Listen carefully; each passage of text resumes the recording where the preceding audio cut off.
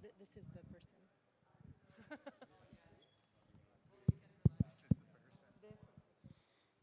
Hello, everyone. I'm going to empower us to move forward with the culminating, fabulous, concluding, energizing, brilliant event of today's TV Lab trade show. I'm Jonathan Massey, I'm Dean here, and so I get to walk in after a million other people have done all the hard work, and I get to ceremonially welcome you on behalf of the college. And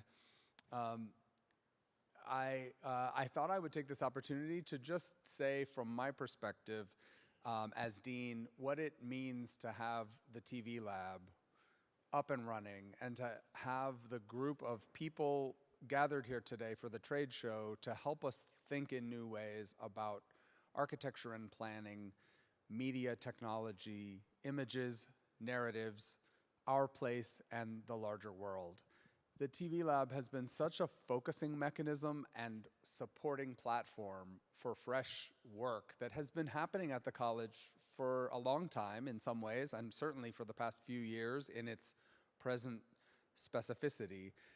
But it's really a framework through which we're trying to focus our energies and our support around some of the convergences that we've been playing with and hearing about and demoing today. And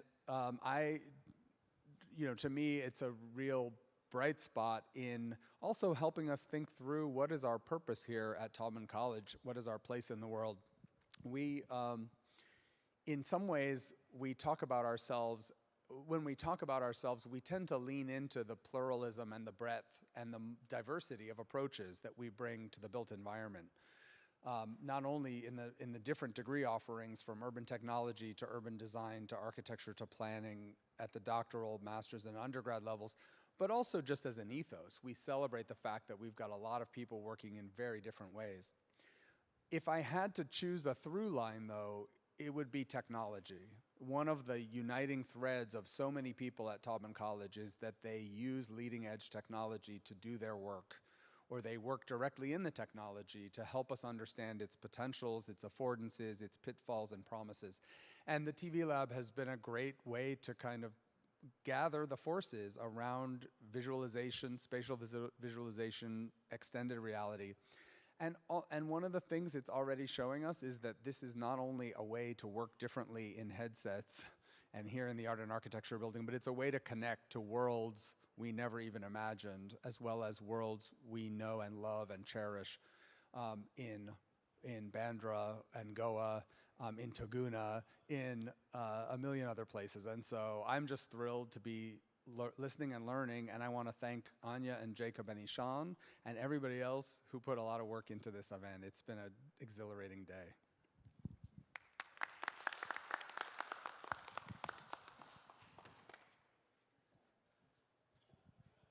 Thank you, Jonathan.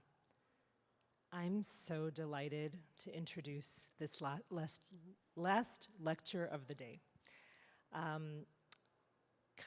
Pierre Christophe Gam is coming to the University of Michigan, and I could start by sharing his background, accolades about his work, his institutional connections, his exhibitions, but instead I'd like to open with Pierre Christophe's own words, if I may.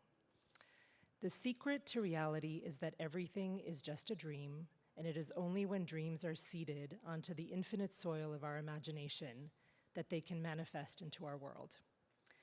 An artist and self-titled dreamer-in-chief, Pierre Christophe suggests that reality is a product of our imagination, that everything that we experience in the world reflects our thoughts and beliefs, that our dreams and aspirations are a source of creative power, of our agency, and of our dogged optimism. And by planting the seeds of our dreams into our imagination, we can bring them to fruition, we can materialize the seemingly impossible, we can transform by virtue of desire, and we can reconfigure, we can rebuild, we can organize, we can structure, and we can design in the material world. And that's very exciting. In his work and approach, we are unapologetically creatures capable of manifesting desires to shape reality in untethered, unrestrained, and liberating ways. To frame this position, a few establishing details about Pierre Christophe Gam. Born in Paris to a Cameroonian father and a Chadian mother, he studied interior architecture at the École Nationale Supérieure des Arts Décoratifs in Paris, which, if you're familiar with the French system, is very chichi. And then he moved on to Central St. Martin's School in London. In many ways, Pierre Christophe draws inspiration from the griot tradition of pre-colonial West Africa, activating the role of a contemporary griot in his practice. He creates narratives that are rooted in African and diasporic myths, elevating pre-colonial heritage. Through interactive, physical, virtual spaces, he brings these stories to life and invites the audience to dream and imagine scenarios beyond the limitations of our present. In doing so, he continues the griot tradition of preserving collective memory, of passing on messages from generation to generation. If Pierre Christophe's artistic practice is centered around the concept of dreams, then his installations serve as accelerators of the imagination. They're aimed at facilitating the envisioning of projective and virtuosic future scenarios. His work has been exhibited at the Guggenheim Museum in Bilbao, as well as in venues such as the Lagos Photo Festival and the Addis Photo Fest, among others. Through his innovative use of a range of mediums, including AR, VR, film photography, mixed media, sculpture, storytelling, Pierre Christophe invites viewers to engage with his creations and to imagine alternates to the stasis and predetermination of our material world. In his latest endeavor, TOGUNA, which I am very excited to hear about, he presents a unique and a captivating vision of the future portrayed in the life of an African family in 2070, which we're here to learn about today. So please join me in welcoming Pierre Christophe Gam. I already pressed it. Thank you. Thank you for this fantastic introduction, Anya. So I'm a little bit jet lagged because I just came from London, so bear with me. So I would like first to thank the University of Michigan, the Thoman College, and in particular Anya, Sirota, and Jacob Commercy for having invited me here today to share my work. I'm a polymath artist, trained as an architect, as an interior architect, and I'm interested in creating physical and digital space where people can connect, learn from each other, and dream.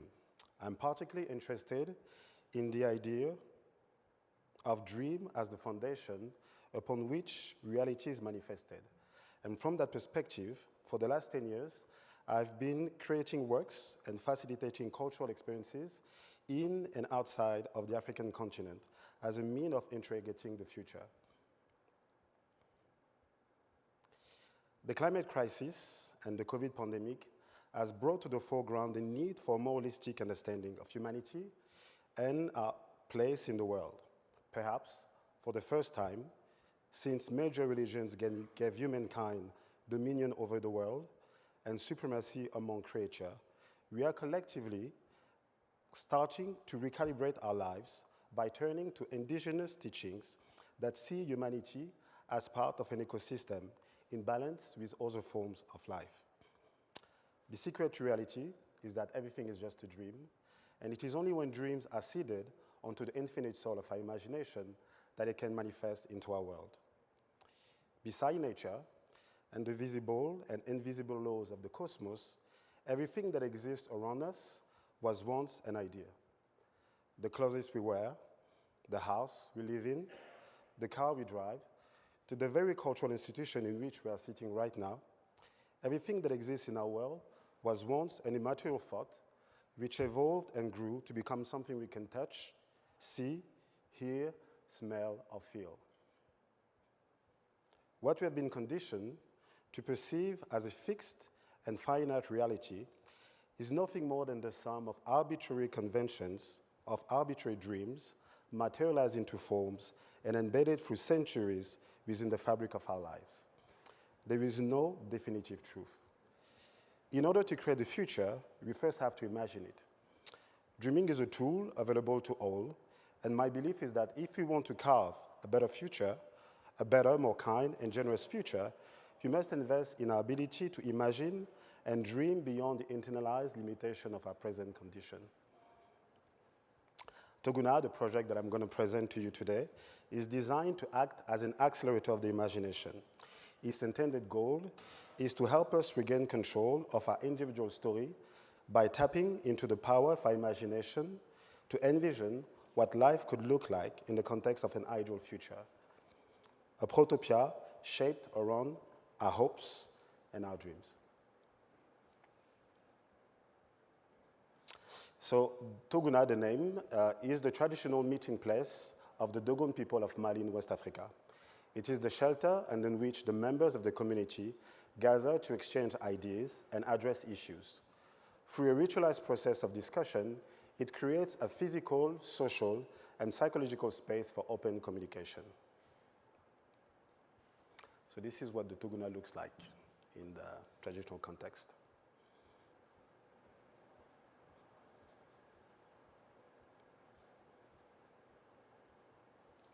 So TOGUNA is a hybrid, digital, and mixed media art installation centered around a future dreaming workshop designed to help us envision the kind of future we want.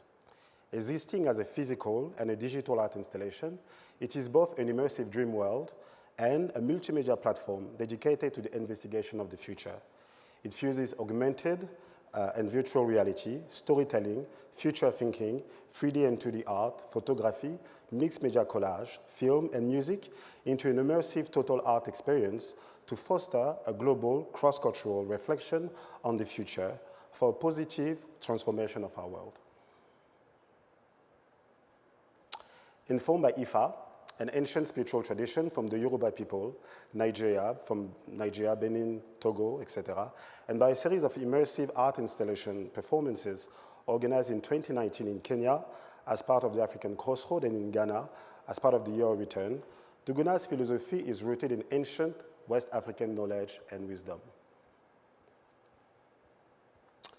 And another quote that kind of center this project is the reality is a moving sea whose waves follow the contour of our imagination.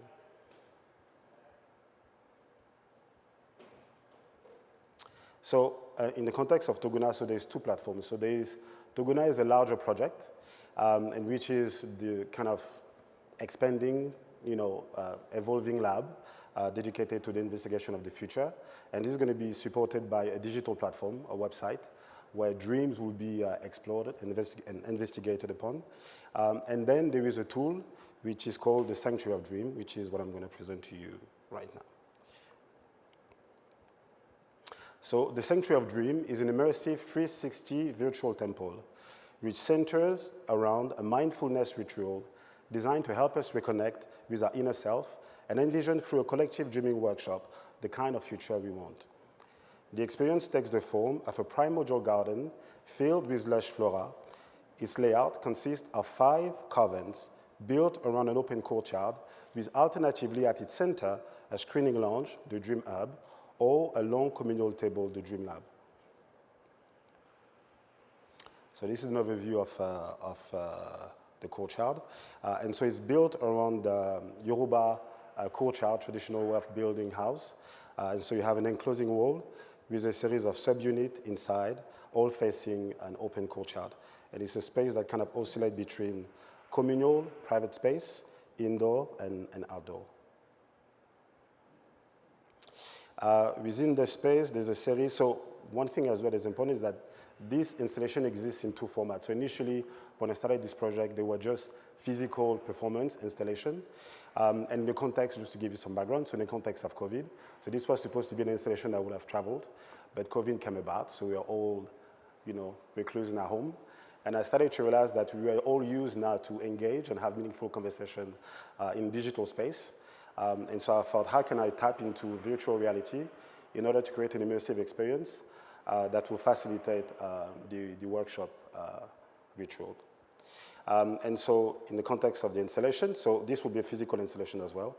And I'm giving you a preview. This is not live yet. This is launching in June. But in the context of the installation, there's a series of objects and furniture that I'll be making. And so there's a series of table called Ishongo. And then this is the seat where people will be sitting. So The Sanctuary of Dream is divided in two parts. So the first part is called the Dream Hub. And so it's accessible via a browser or using a VR headset. It is a digital temple nested within a dreamlike primordial garden. It serves as a meditation space, introducing visitors to the core philosophy behind TOGUNA. The second section is the Dream Lab. Best experience using the browser. The lab is where the future dreaming rituals takes place. It is housed within an alternative version of the hub, only accessible via invitation and limited to 16 participants per session. So this is a vision of what the experience looks like. I'll show you a video afterwards. And so what you see at the top is the Dream Hub, and at the bottom is the Dream Lab. So it's basically the same space. The only thing that changed is what happened in the center of the courtyard. And this is very much built as a digital temple. And I explain more about the philosophy behind it. So you have the different covens. And in the center of the space, in this first section of the space, so this one is very much built like a meditation space. The music I've created for this is bespoke. And you have a video that kind of introduced the philosophy behind TOGUNA. And down, this is the space where the workshop takes place, along the communal table. So the 5 pillars of IFA and the future dreaming ritual. So in the IFA spiritual tradition, 5 odus are considered as the pillars upon which a righteous life can be experienced. Semejis refer to the body, Kaugbe refers to the mind, Bemeji refers to the spirit, Sameji refers to the heart, and Yekumeji refers to the soul. They are introduced within the covens in the format of mixed media photo and 3D tableau, each one of them revealing the visible and the invisible dimension of the corresponding odu. So as I developed the project, I worked with IFA priest in order to make sure that the project was rooted into the core tradition. And what was interesting to me in the context of IFA is that it's a philosophy, it's a science, and it's a spiritual tradition. But it's very much attempt to explain the place of humans in the context of the cosmos. So the visible and invisible. And when you go through this idea of these 5 pillars, it's very much, the purpose of it is to help people live a fulfilled life, you know, for you to reach your full potential. And as this entire experience is about helping people to envision a better future, I felt that instead of just asking the question, what do you want randomly, it was important to center the workshop around this kind of fundamental point. So built around the 5 pillars of IFA, the future dreaming ritual invites participants to envision how we could play, eat, dream, pray, and love in the context of an ideal future. It uses storytelling, ancient West African myth, and future thinking to provide an holistic and multisensorial journey into the cradle of our dreams and desire. In asking what do we truly want, as opposed to what can be done, it aims to awaken participants to the path of the agency, making them realize that every one of us hold the power over the world we create. So this is a representation of the way that all of these odus are presented in the context of the installation. And so it's, the work is a mix of photo, 3D works, and 2D. And so there's 2 formats of the presentation, because in the physical presentation, each of them as well are accompanied by an animation. And so when they're presented physically, there will be an AR animation. So all of these space come to life with the bespoke music. So this one in particular looks at the body, and it talks about the fact that we have to feed our body with physical sustenance, but as well spiritual food sustenance. And one of the things as well that was important to me, it was looking at, in the context of this kind of virtual reality metaverse dream world that we're all kind of moving towards, it was important to look at ancient spiritual tradition and wisdom, and to see how we could use that as a way to inform our present, but very much envisioning the future. So this one looks at the mind, and it talks about the way that humans, the way that innovation comes about through the imagination, and the way that reality is manifested. To explain this will take like half an hour, so you can just see it. But basically what you see quickly is you see the different age. So this is kids, These are teens, and these are the adults. If you see all of the images, you will see that for all of the others. So these two are photos. It's not so much a husband and the wife, but it's very much talking about the masculine and the feminine principle, according to the Ifa tradition. Because in the Ifa tradition, the world was created through an egg, and that egg was both masculine and feminine. And so the idea is that masculine and feminine are the root of everything that exists in our world. And the way that the world was created was with that egg being divided and divided and divided onto itself to create everything that exists. So ultimately, it's the same thing, and it's the same thing that has the potential to become everything that exists in our world. And so what you see, because these talk about the 5 principles of Ifa, for each of these tableaux, these 2 characters looks at us, and all of the other characters have no faces because they very much serve here as archetypes. So yeah, so this one is about creations, and you see the egg, the representation of the egg of the cosmos that created this material reality. And this is based on this idea of the tree of life and the process of manifesting, materializing dreams into the physical world. This one looks at dream, and it talks about the fact that when we dream, our body are static, but our mind can travel, and so there's no limitation in our ability to imagine and envision. And so in the context of the Ifa tradition, they decided that imagination is not just something that is mundane or ordinary, but it's actually a spiritual ability. And so what I'm representing here is this idea of the third eye, is that when you tap into your imagination, you're able to reach new realms and new dimension of reality. This one looks at love, at the art, Sameji, and it talks about the fact that everything that exists. So they're all quite, fundamental ideas, but it talks about the fact that everything that exists in our world has a masculine and feminine, from humans to plants. So in plant as well, you have the masculine and the feminine, and that the feminine principle is the portal through which life, so divine energy, is materialized into physical form. But it talks as well about the fact that humans are predestined to connect with one another, to bonds, and to form partnerships. This one looks at the soul, and it talks about spiritual life, and the idea of transcending the material, the physical dimensions to reach a kind of spiritual realm. And so that's it. And so, there's one thing missing here.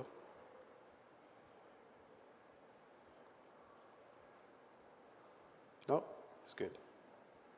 Okay, so yeah, so just some context. I'll show you the video afterwards. So I was telling you about the process of developing this project. So the vision of TOGUNA was developed through a series of future dreaming art installation performances organized across Kenya and Ghana in 2019. Around 600 thinkers, dreamers, and doers from the world of art, design, technology, science, agriculture, religion, and tech took part to the preparatory workshops, composed in equal representation of gender and socioeconomic backgrounds. The workshop provided an open and inclusive space for ideation, whilst opening a larger conversation around dream as the foundation upon which reality is manifested. And so it's very much built around this idea of storytelling. And so as the workshop starts with, I introduce a myth of creation. So there's a story that explains the creation of the world. And from that perspective, then I invite the participant to imagine the ideal vision of the future.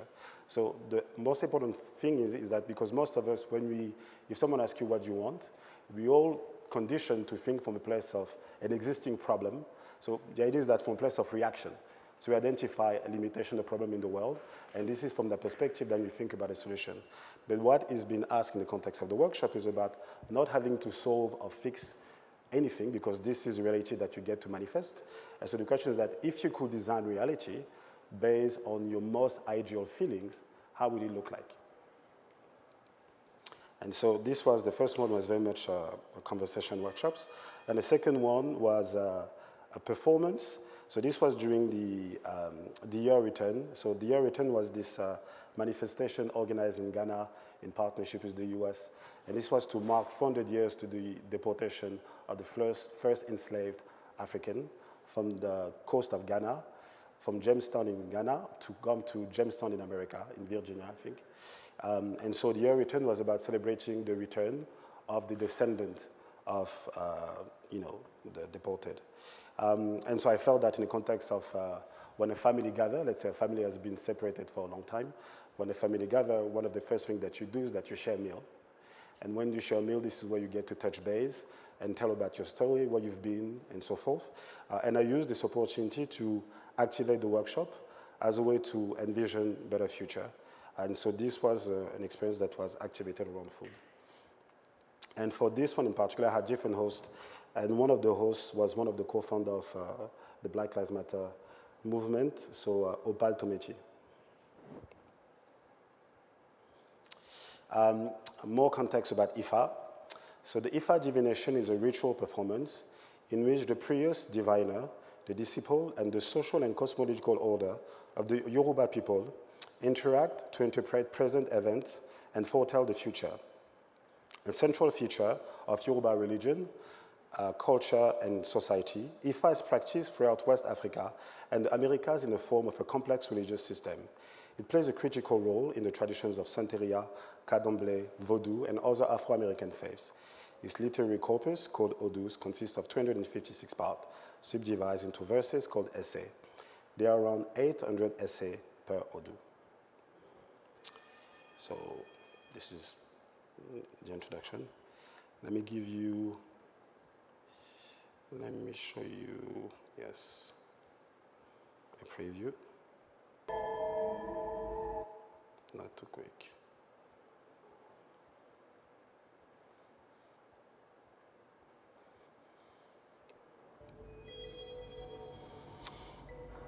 So this space is the Dream Hub. And so this can be accessed with the brother, through the brother. And let me give some context. So one of the things that was important for me is that I realized that not many people actually have a VR headset. And I wanted the experience to be accessible across. When I developed it, okay, another important thing as well I have to mention is that this project was awarded the Unity for Humanity Award for 2022. And so one of the things that I wanted to do is that was for the project to be accessible through browser. So you can access it using a VR headset or directly through your browser. And as well, I developed it so that even in spaces, in regions where people have a low internet bandwidth, it will still be easy to launch it and experience it. And so in this space, this is where, because ultimately what we do in the context of the workshop, I invite people to dream beyond the kind of internalized limitation that we all have. And so you need to have a buffer between the way people understand our present reality and this kind of new dream world. And so this is the function that that environment serves.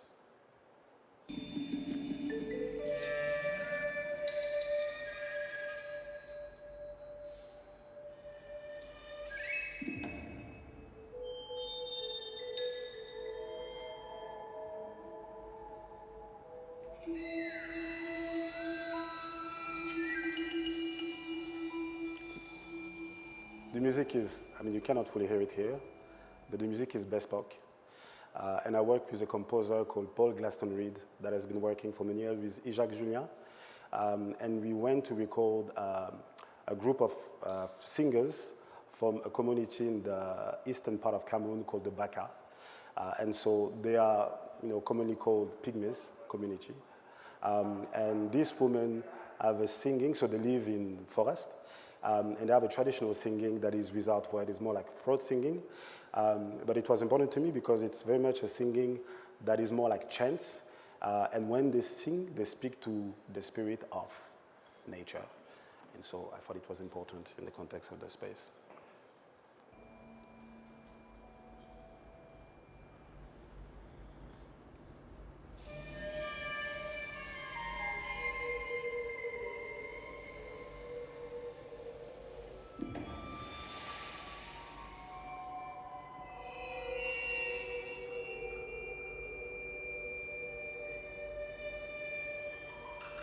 is that everything is just a dream.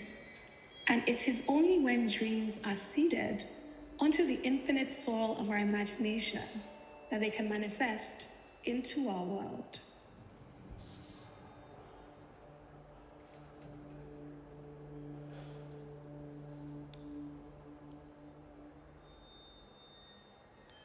Before they materialize in the physical realm, ideas already exist. Although they cannot yet be seen, they exist in an alternate cosmic dimension, an honoric land of dreams, within which they form, vibrating and expanding in the amniotic liquid of human consciousness.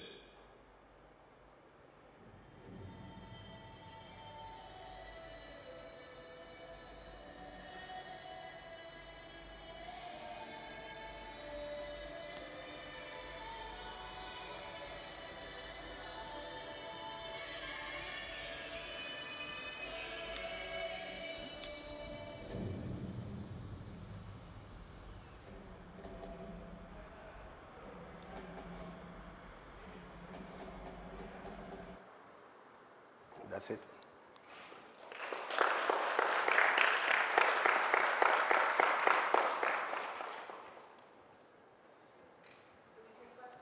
Yes, of course. Yeah.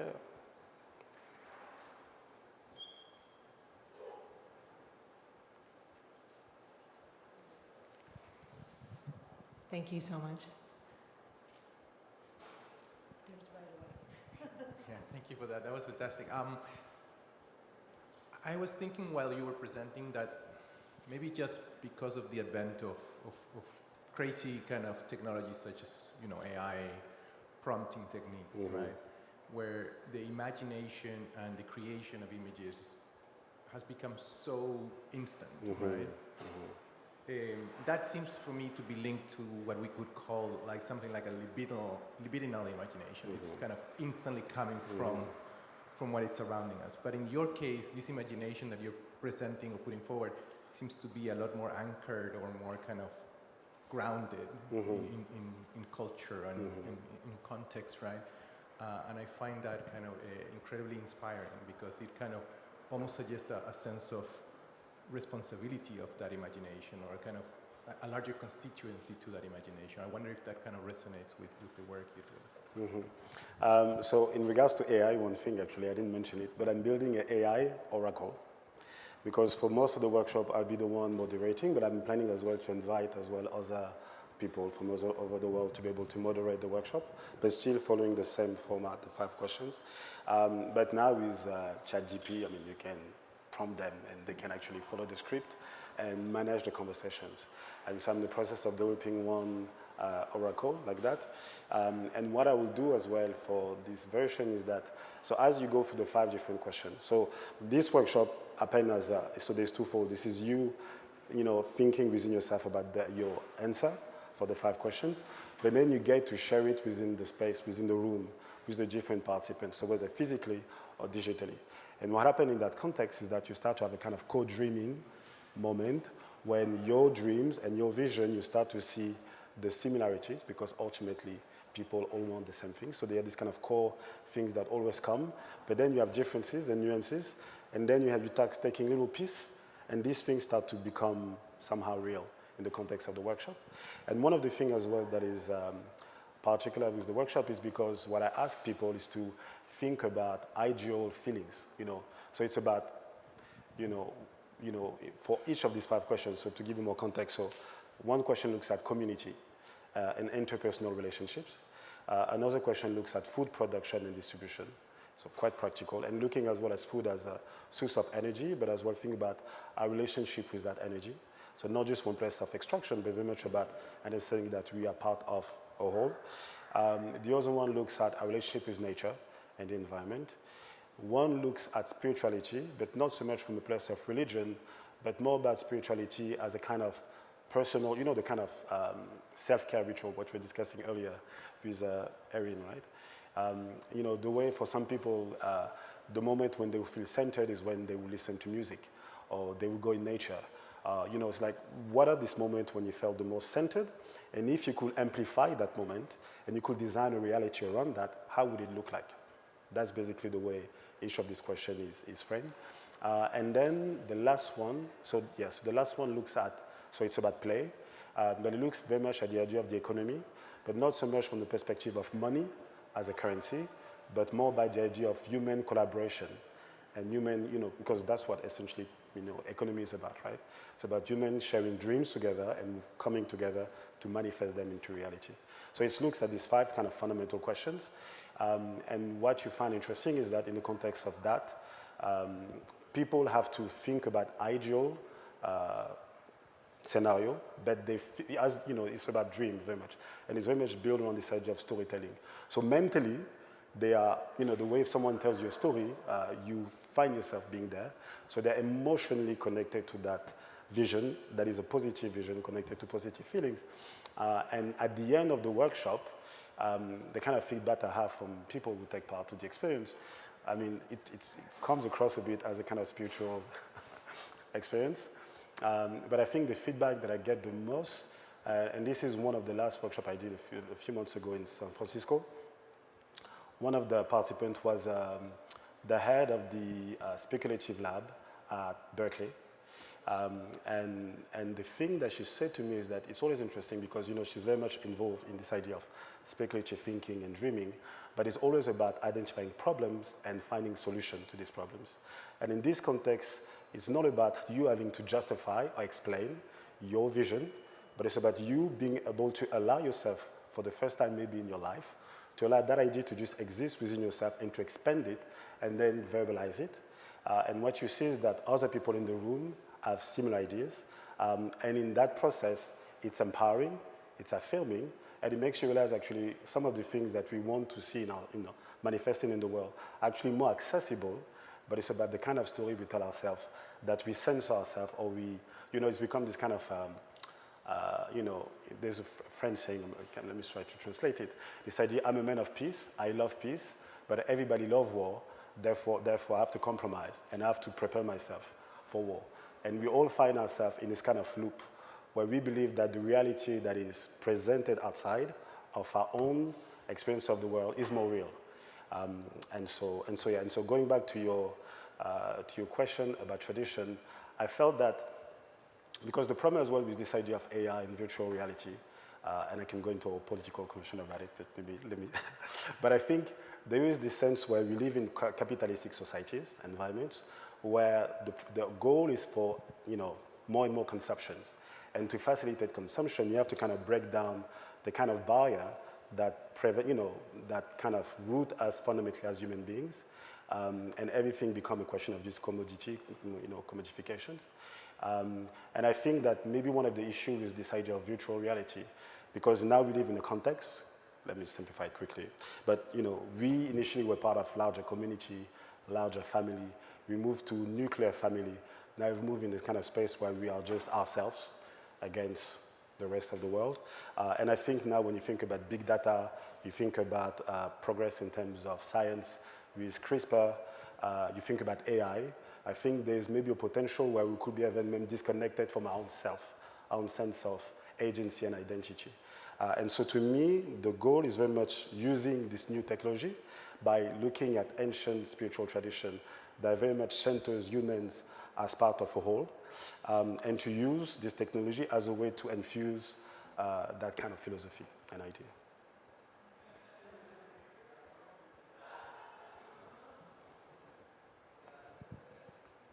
I'm looking around. Could I just throw one other question in the mix? Yeah, of course. I find it very interesting, this idea of individuation and the notion that you've rolled out this experience across multiple geographies, but that it's rooted in a particular context culturally. When you think about its capacity to traverse boundaries, borders, contexts, and cultures, does its aesthetic need to be adjusted, or is there a universal capacity to communicate in the project as is? I mean, in terms of the experience I've had so far, I think, so it was interesting because, like I said, I've done a lot initial workshops beforehand in 2019. And I think initially what I was noticing is that there were some people that were resisting in the context of the workshop, and they felt compelled to think from a place of problem and solutions. So they had to highlight a problem that exists in the world and then provide the solutions, or they had to not necessarily think about their own feeling, but look at intellectual references somehow to justify and validate the idea. And so as I built this space and as I worked through this, it was very much about how can I do it in a way that break down this barrier without having to kind of engage in a kind of back and forth. And so for people to be able to be on the same page and to start the experience. And another thing I noticed as well initially is that for people to take, when you ask someone the question of what do you want, it seems like a very simple question, but actually it's very daunting. Because actually most people have never asked themselves that question. And what I started to realize is that most people move through life. So I have this image. Imagine you live in a small village, and in that village there's three restaurants. And one night you say, okay, tonight I want to go out and have dinner outside. And you can choose between restaurant A, B, or C. And let's say you say, okay, we're going to go to restaurant B. And when you enter that restaurant, the waiter is going to present you the menu, and you're going to make a choice based on the menu of the meals available. And basically, this is how most people go through life. So they make choices based on options that they believe are available to them. But very few people actually considered, if I could design what I want, how would it look like, right? And so when you ask that question to someone about what do you want, what I started to realize is that a lot of people felt very uncomfortable and like very much uncomfortable in that context. And so it's about how can you create an experience that kind of diminish and that makes the process of the experience much more comfortable and so yeah.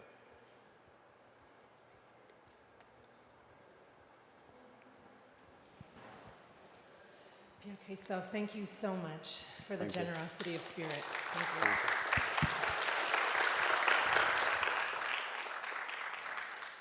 There's one last experiment happening in the TV lab, and it's with the researchers from Centro University from Mexico City. If you'd like to experience their post-disciplinary extravaganza, please walk over with us, and we'll just wrap it up there. Thank you.